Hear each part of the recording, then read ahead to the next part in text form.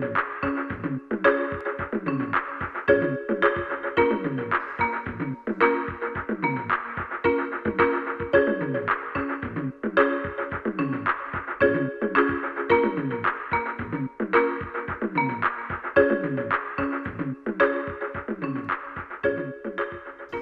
welcome back to season 2 of Neighboring. Neighboring is a podcast created by NeighborLink for Wayne, where we sit down and attempt to try to ask the question, what does it mean to be a good neighbor? And we have a new question for this year, for this season that we're also trying to ask is, what makes a healthy neighborhood healthy?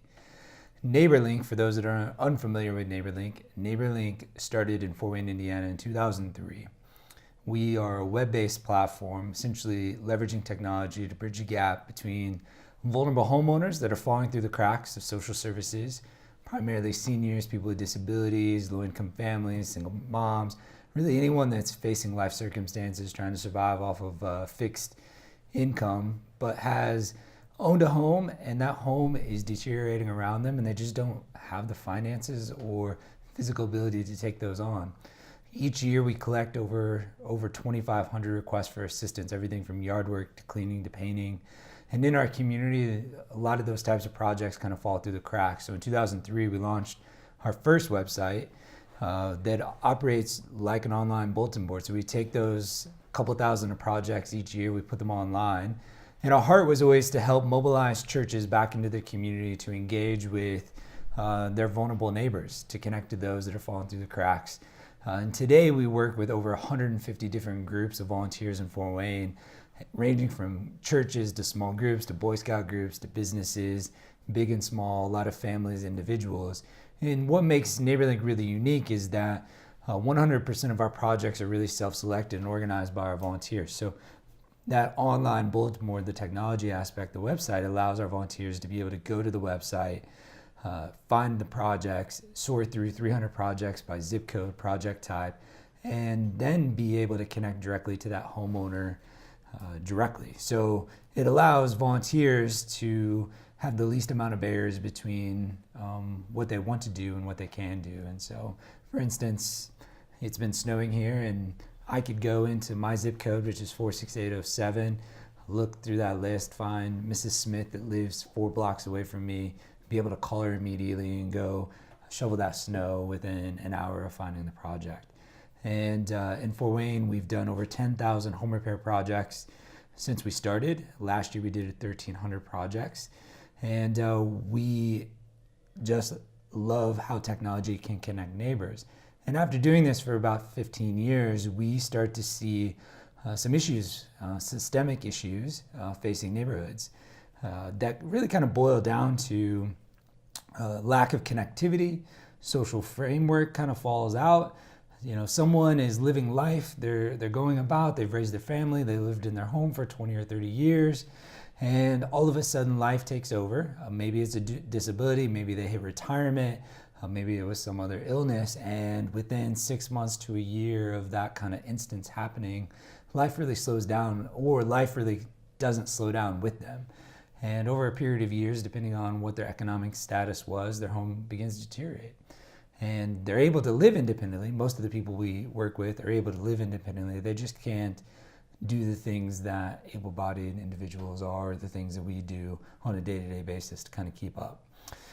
With all of that, NeighborLink kind of gets into the realm of everything from basic volunteer mobilization of the Boy Scout group wants to go mow some grass, all the way to groups that are trying to figure out what does comprehensive neighborhood development, what does it mean for a long-term engagement. So we've been doing this work for the past 15 years. In the last 11 years, we've been reproducing our model nationally. So we've seen NeighborLink work in other communities. And this podcast, Neighboring, is really an outflow of what we're learning, but really the types of conversations that we're trying to have as a staff, conversations we're having between churches and businesses and ourselves. And really, at the end of the day, NeighborLink is trying to help people become better neighbors. And whatever that means is different to each individual. Sometimes that's a volunteer that is coming out of a civic group or a business trying to figure out what social engagement looks like, but it could be a church just trying to figure out how to be missional, or even community development. So today, I am joined by some of the staff here at NeighborLink Fort Wayne that help make this work. Lindsay Ray Porter. I'll let you guys actually introduce yourselves here in a second, but today we wanted to have a conversation to kick off season 2 about asking our team, like letting you in on a little bit about what types of conversations we have on a weekly basis here.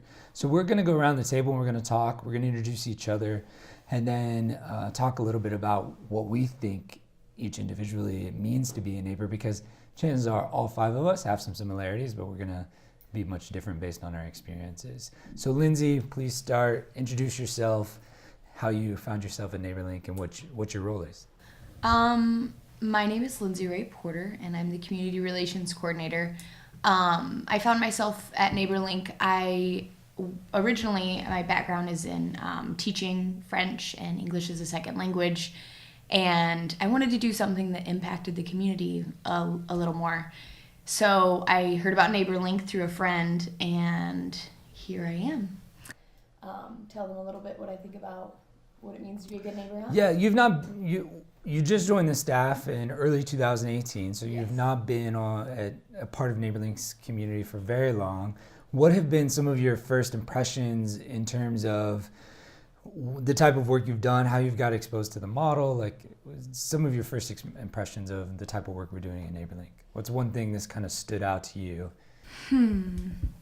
I think a lot of things stand out. I think for me, it's really neat to show up and be a part of a neighborhood that you don't consider to be your own. I mean, you're showing up and you're entering into people's homes and you're invited into their story, and I get to, my everyday routine gets to have an impact on them. It connects them to somebody who can fix their sink, who can fix their fridge. So I think for me, it has me asking, what does it mean to be a good neighbor? Am I being a good neighbor in my own community? Am I saying hello to these people that I pull in the driveway, I wave to them, I'm saying hello? Am I engaging? Am I asking how their children are doing? Or why is your lawn not mowed? How can I help you? So I think that it's kind of got me being around this environment all the time, and these people who are everyday people that you see at the grocery store that are actually in need of help. I think that it has me, as I'm entering and exiting my own neighborhood each day, it makes me, really feel like it's my job to connect. And these aren't just people who live on my same block. These are people, and these are people that, when my kids are out playing, they're looking after my children. So how can I do a better job of engaging and asking the right questions to these people that are, like I said, they are looking out for my children, and, how can I be of more help to them? So I think that the more that I've been at NeighborLink and the more that I've been involved in people's stories and kind of welcome into their vulnerable, it has me just really wanting to indulge in, invest and cultivate my neighborhood a little bit better, and the neighborhoods that, I drive through to get to work as well. So a big increase in just kind of an awareness and a mindfulness. Oh my goodness, yes. You, right? Oh yeah. Yeah. For sure. Well, you're going to hear a little bit more from Lindsay in the next couple episodes. Lindsay and I are kind of co-hosting this season of Neighboring, and so we'll be in some episodes together. Some she'll be leading, some I'll be leading. So expect to hear more from Lindsay in the coming episodes. To my right is Derek Smith. So introduce yourself. Yeah, I am Derek Smith. I technically retired 2.5 years ago and started volunteering. That became an every week thing, and then became multiple days per week. It was really fun. Got with a bunch of really talented, caring men and women, and we volunteered. And I really thought that I could maybe do more and add some value to the staff at NeighborLink, and started part time. And it's been just so fulfilling. And obviously, reaching out to neighbors and doing what you can for them is good. As a volunteer, though, I find we actually benefit probably more than what we're doing for the neighbor, and it's really been so fulfilling. And to be a good neighbor, I think the one thing is to show that you're concerned about them, and also to reach out and help them in any way you can, and also be willing to understand what they're going through, and actually have them help you through things that you need help with as well. Yeah. One of the things you talked about there is that idea of like feeling more impacted by this. I often say in the last 11 years I've been the director of NeighborLink is that I've been far more transformed and impacted by this work than I feel like we've done as an organization or I've done individually. It's been very, very true. Well, my name is Andrew Hoffman. I've been the executive director for the past 11 years. I started off in 2005 as a volunteer through my church, and I was working in advertising and started taking on projects, and then took on a few more projects and started taking leadership and then leading at our church, and then eventually life, purpose, and vocation kind of were all crashing together, primarily because I was interacting with vulnerable neighbors and getting into some injustices and like wondering, one, why is that happening? Why do people go unknown in our community? Is when you pull into a neighborhood and you see everybody else's yard being mowed and nice and manicured, yet you're here mowing this one grass, this one person's yard that is going to take you 30 minutes, and you're wondering like, why doesn't anybody have 30 minutes in this neighborhood to mow the grass of their neighbor? And the more you do that, the more you learn why that is. So for the past 11 years, I've been the director of NeighborLink, and been really wrestling with this question of what it means to be a good neighbor in my own life as an organizational leader. And we've grown pretty rapidly. For the first 6 years, it was just myself, and then we added someone that isn't here in this room today, Jeff, who is our director of volunteer mobilization, and then Derek came on board. And then in the last year, we've added 6 other people. So NeighborLink in Fort Wayne has grown quite rapidly, which leads into the next 2 guests and newest team members. So Steve, introduce yourself.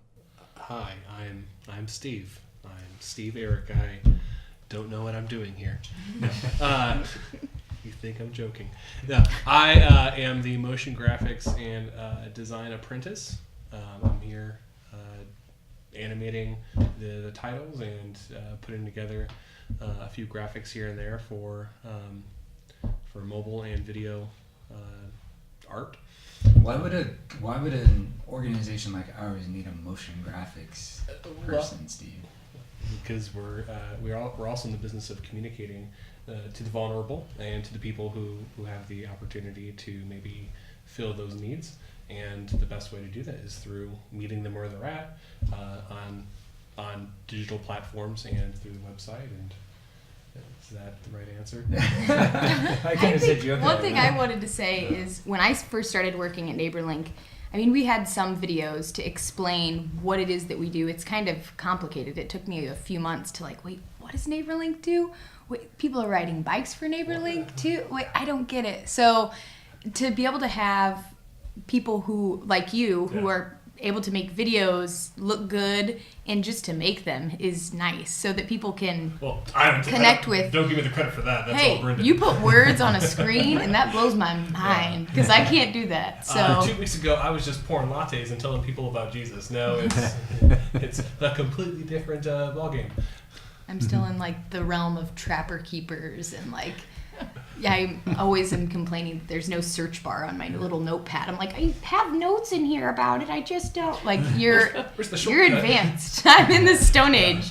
Take it as a compliment. You're really cool, Steve. Well, operationally in NeighborLink communication, at the heart of what we're doing, we're using technology to bridge the gap. So it's really connecting people. And a lot of the disconnection comes down to the lack of communication and connection. And we've learned that modern communication, video, storytelling, the ways to humanize our work, to influence us all to go from intent to action. So storytelling is a big part of what we do in NeighborLink, not only building websites, but doing videos and motion graphics and making sure that our messaging is at par with all of the other things that are getting our attention. So Heather, introduce yourself and why you're interested in being the newest person in NeighborLink.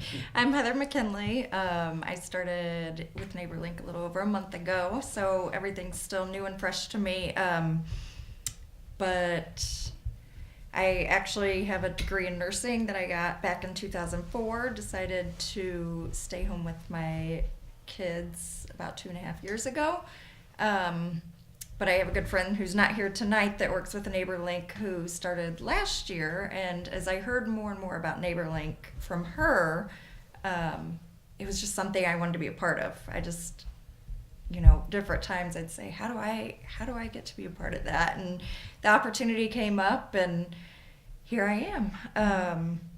I take the phone calls for the project requests, and put those onto the website for all the volunteers to see, and it's just been just lots of emotions with it. Some of the stories you hear are heartbreaking. You just want to go out and round up people and say, who can help this person? But it's been very fulfilling, and I just want to be able to do more. I think it's really cool. I just can only imagine all the stories that you hear firsthand. I mean, I get on our website and I see the projects that are posted, but I'm seeing, the person's name and what they need and some other details, but you're listening to their voice, the emotion behind their voice. So that has to be really interesting and unique to, be able to hang the phone up and not like, I could just go over there now. I could just load the car up, and maybe I don't know how to fix this, but I can figure it. I mean, that would be really challenging for me. So yeah, it's not just a phone call. It's you hear their stories. Sometimes you're just lending an ear. Mm-hmm. Sometimes they don't have anybody else to talk to, and they need help. And at the same time, you're on the phone with them, and they just want to talk.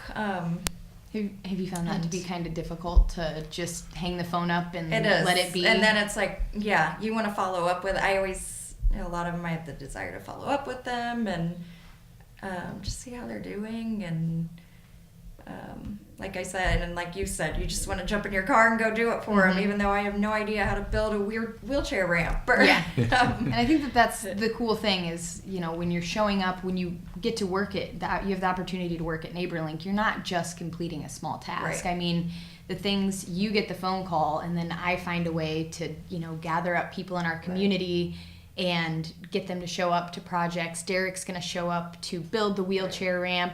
You're gathering, you're helping us create the story, visually. I mean, everybody at NeighborLink plays a part.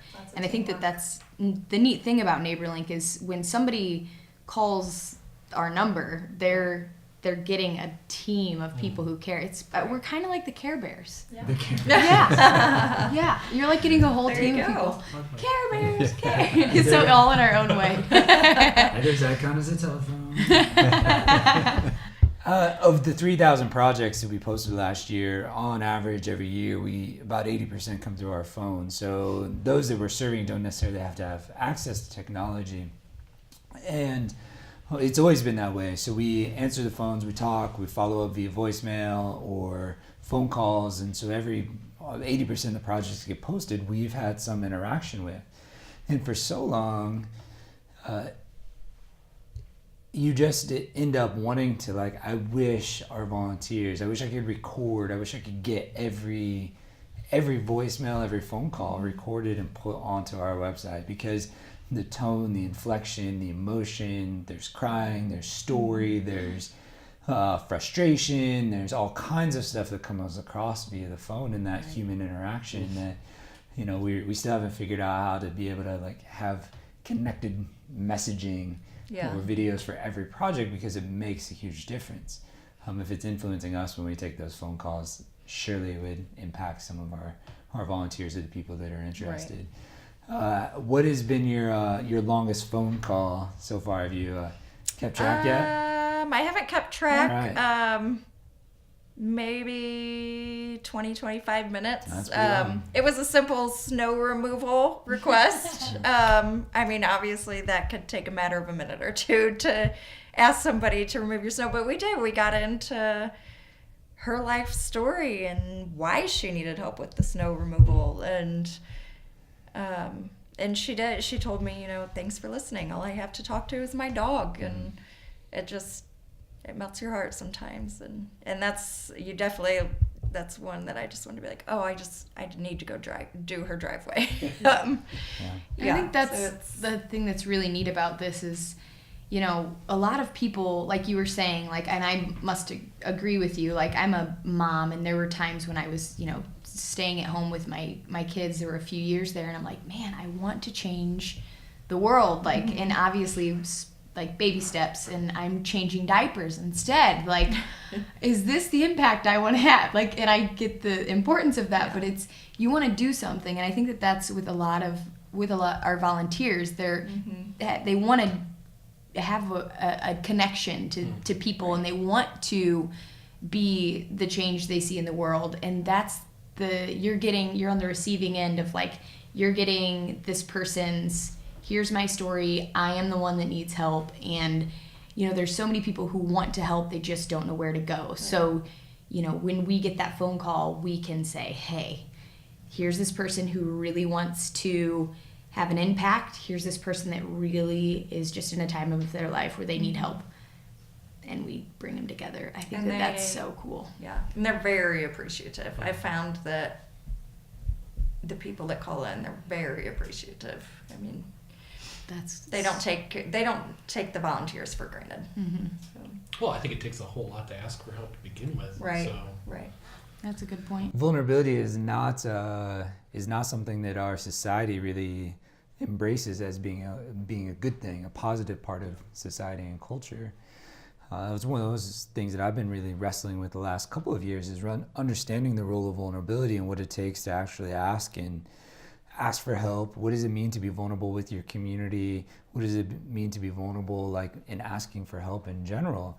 And you look at why people go, like, if you just think about the 3,000 people and you look at their needs, a snow removal project, we can likely say in every neighborhood in Fort Wayne, no matter who's asking for help, there's likely somebody within a couple of blocks, especially on a snow removal or mowing project, that could respond to that need if they knew the need. And there's two things at play. Sure, there's structures within a community and a neighborhood association that doesn't facilitate the communication and connection. So unless you are an outgoing personality or a neighbor that has prioritized being connected to each other by getting to know the neighbors in and around you, so you can call someone or call different people each time. So if you haven't done that, but then the other side of, like, do we embrace or do we invite vulnerability as neighbors or individuals? So Mrs. Smith that needs her snow shoveled can't or doesn't have the way to ask for help in their community functionally, and oftentimes it's more preyed on than it is celebrated. And this difference of, like, then you get personal about vulnerability and saying, like, vulnerability is just traditionally meant to be a negative, a bad thing, when we all have vulnerability no matter how stable we are. We all have vulnerabilities no matter what, and we all have strengths, and it's a matter of getting comfortable and being able to share and live out of both of those. And it's an important aspect, I think, for some of the reasons we do what we do, and are hoping to get people to be more comfortable with. And I think something that I hear us kick around a lot that, before I was working here, it was something that I never really thought about, but it's always said around NeighborLink that we're all just a few circumstances away from being that person who needs help. And I mean, we all need help from time to time. Like you were saying, it doesn't matter when we're our most stable. We still are human beings, and we have good days and bad. But I think that that's where, I feel it's important for people to know that there are all sorts of people that are on our website who need help. I mean, whether it's cancer or you're getting a hip replacement and you need somebody to walk your dog, or I mean, for so many reasons, you're not exempt from being exposed to life. Just not. Life doesn't wait around or slow down for people. We deal in the transactions, we deal in the circumstances, if you will, like the walking the dog or the mowing the grass. Like, that's the function. Mm-hmm. But as we've all just kind of mentioned a few minutes ago, of, like, looking at the impact that this work has done. So by us being active, we're exposing some of our own vulnerability and how this work is helping us grow or transform or become better by doing so. And then illustrating by 25-minute phone calls for something that doesn't take much time is that maybe the greatest gift that we gave, or the way that we helped the most, was the emotional and mental support and the relational support. And so when we think of we're all a few life circumstances or decisions away from needing the help of others, it means more than just economics or structural issues to our house. I have a question, just imagining somebody kind of listening in on this podcast or watching, wondering, well, how do I see that you guys are involved, but how would they get involved if they wanted to select a project on NeighborLink? How would they go about doing that? Derek, how would they go about it? Yes. Well, you go to the website, of course, and sign up as a volunteer. How do you go to the website? www.what? Oh, nlfw.org. What's that stand for? NeighborLinkFortWayne.org. What if I'm not good with computers? Give us a call. Ask We can Siri. walk you through it. Yeah. Heather will step you right through. And I'll animate a graphic at the bottom lower third. Yeah. Okay. Okay. Yeah. Thank you. I was just trying to imagine if I were watching this and I was getting excited, like, I want to do this, but how? So thank you, Derek. Yeah, functioning on our website, that's the first place to go and try to sort that out. We've tried to make it as easy as possible that you don't necessarily have to go solo. Our staff is always here to answer any questions and help people get plugged in. But we really do put a lot of pressure and a lot of ownership onto our volunteers. It's also one of the things that makes NeighborLink different. We don't have a lot of keyed up volunteer opportunities where you can just show up and be told what to do. We really want our volunteers to wrestle with the process of identifying their own project, having to contact us in some way. We think those steps are really important for volunteers. Frankly, if you want to volunteer, you're doing so because you want to transform yourself or learn something about yourself in some way. It really is a consumer-driven process in saying, I want to learn something new, I want to do something different, I want to make an impact. Whatever the motivation is, you are motivated. And we want to help you get there, get the solution to your question as quickly as possible. And the way that happens is by taking ownership right from the beginning. That's why we love the way our site works and our process. However, we do have staff like Derek and Jeff and some other folks that are available to kind of help to make sure it's easy. But we want to make sure you kind of really wrestle with, how do you choose a project? There's over 300 projects waiting for assistance at any given time. We want you to have to deal with, like, how do I begin to choose? Yeah. Because that is a reality of our community. I think that if our communities are going to transform, it's going to be because more people get involved and take ownership in very small ways than it is any big organization or big government shift. Like, it's all going to be taking on the small projects that help connect us to neighbors so we can figure out how to live and work together wherever we're at. Yeah, and the first thing you really, as a volunteer, you need to ask yourself, what do I like to do? What am I skilled at? And then, look for those projects. And as soon as you see something that really strikes you as a project that you could do, you contact the neighbor and you start the dialogue. And from there, you decide on how you're going to accomplish to reach out and help them. And it's awesome. And I think that another thing, you mentioned that getting on our site's really easy. So, you're literally just getting on there and clicking icons of, yes, I can make food for people. Yes, I can walk dogs. Yes, I can paint. I can do landscape working.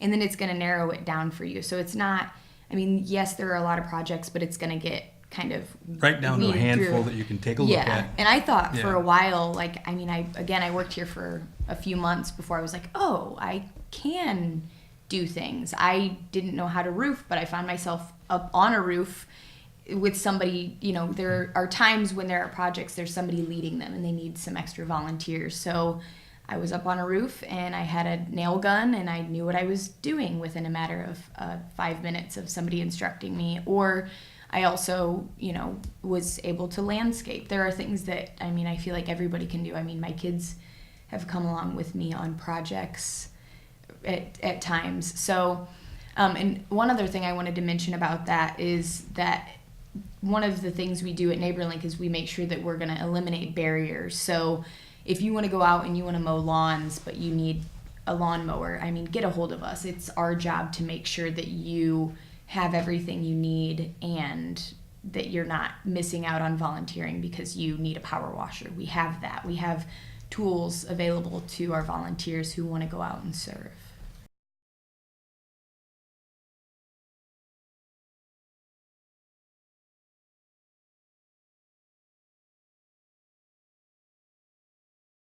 As we look to transition and kind of to move into this, I'd really love for us to go around and talk about like what we all think is a good neighbor, as a good baseline to get this started. I'll start. For me, what I'm beginning to learn about what it means to be a good neighbor, I think there's so much about being intentional and being aware of my surroundings. So I look at like, what does it look like for my family and my wife and I to be good neighbors where we're at?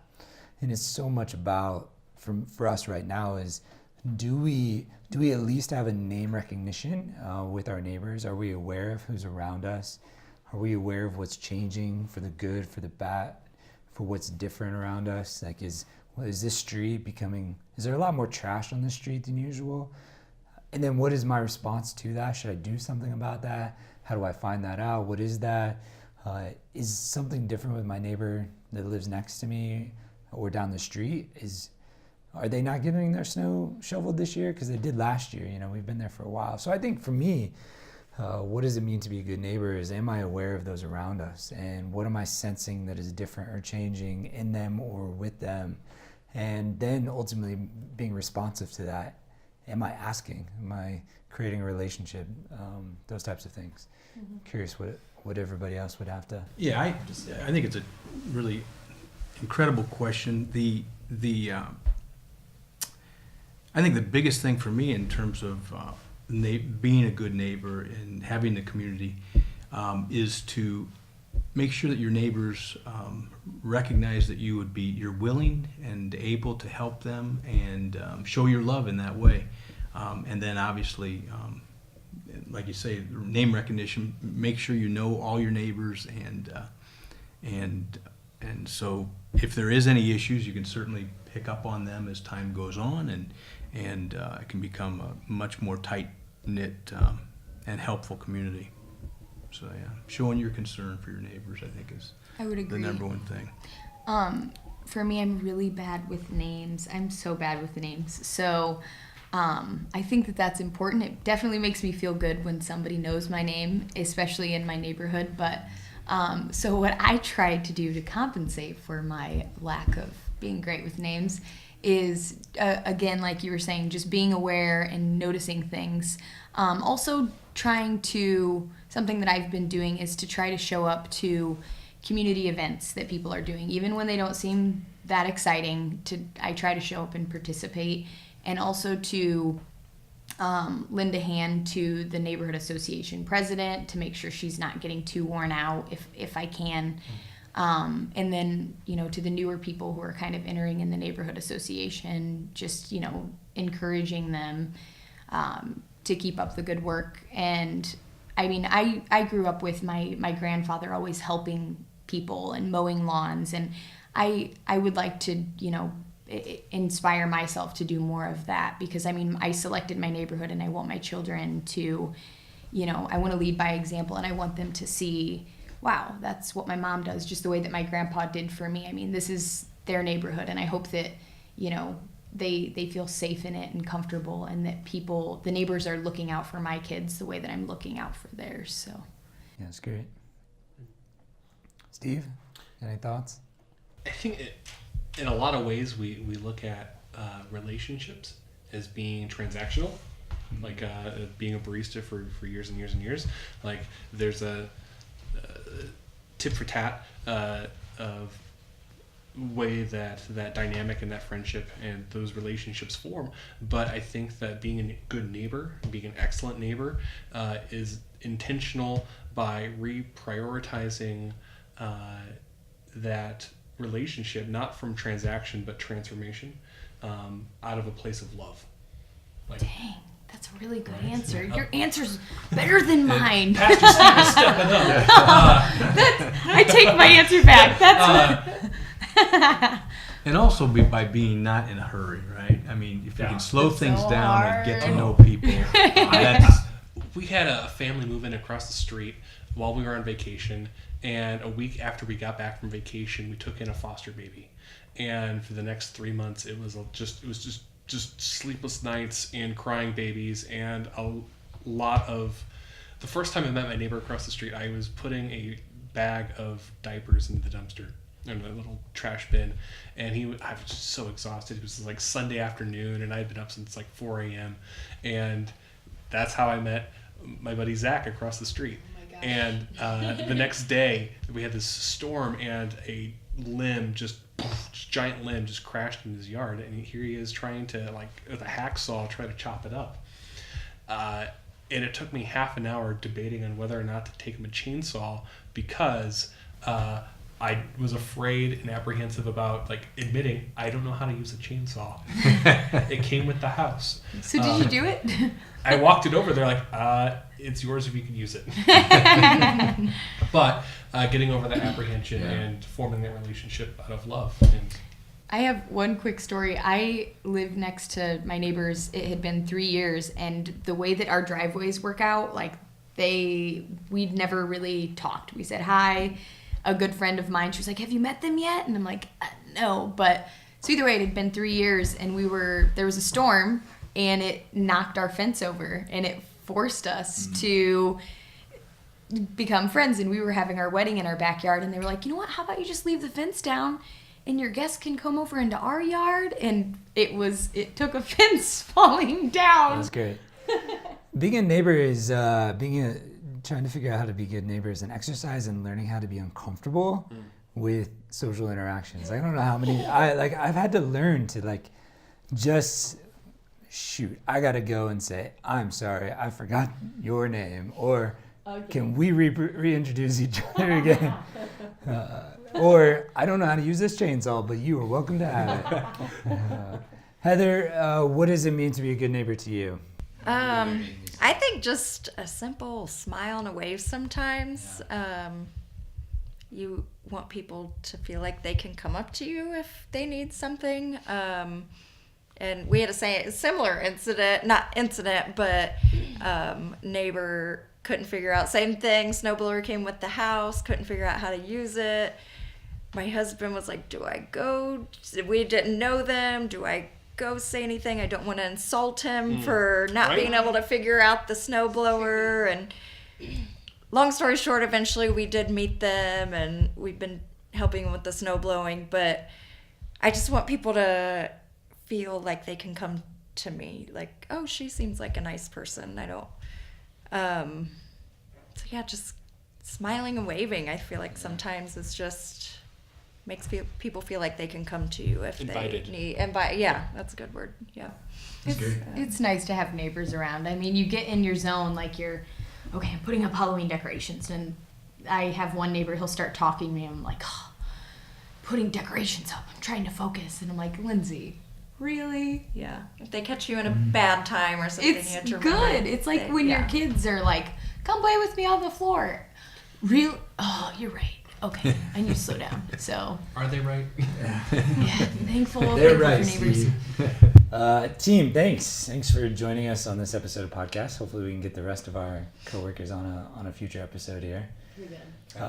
Thanks for joining the team and being up for these conversations. I think they're really important. And like this particular podcast and all the other videos, we're just trying to ask questions and influence culture, whatever that means, whatever that looks like. But I think what we're doing is really important. It's transformed our lives, so I think it's worth sharing. And that's really what we're trying to do here. For the listeners or the watchers of NeighborLink Podcast, thanks for tuning in. Like I mentioned, this is the beginning of season 2, and we plan on launching new episodes weekly for the next couple of months. And we're going to talk to all kinds of different folks, pastors, community leaders. We're going to do some more internal conversations like this There's a lot of things around NeighborLink that we're wrestling with and having deep conversations on. And we want to have that conversation publicly with you so that we can all maybe learn and process together. So expect a lot of different content, but each week we'll be back with a new episode of Neighboring starting in a couple of weeks. Thanks, and enjoy your day.